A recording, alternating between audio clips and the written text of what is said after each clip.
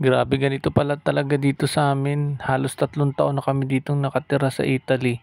Tuwing maglalaba kami, ang problema namin ay sampayan kung paano namin patutuyuin ang mga damit.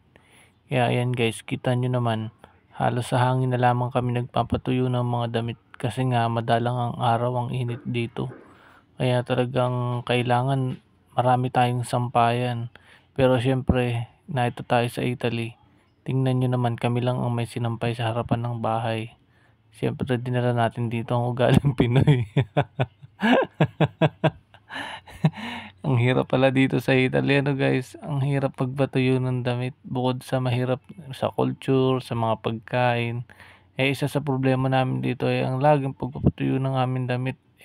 Kapag lalo na pag may bata, napakadami lagi nating tawag dito, libagin, dami lagi nating mga labahan na damit. Ang problema nga ay kung paano magpapatuyo kasi halos sa hangin na lamang kami nakakapagpatuyo ng mga damit.